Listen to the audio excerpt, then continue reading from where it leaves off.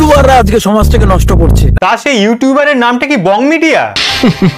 তো যারা যারা জানো না তাদেরকে জানিয়ে রাখি, বং মিডিয়া হলো এমন একজন ইউটিউবার যাকে রোস্ট করলে পুলিশ কেসের হুমকি দেয়। আমি জানি অনেকেই এটা বিশ্বাস করবে না, বাট অবিশ্বাস্য হলেও এটাই সত্যি। তো রিসেন্টলি একে রোস্ট করা হয়, আর সেই রোস্টটা না নিতে পেরে পুলিশ কেসের হুমকি দিচ্ছে।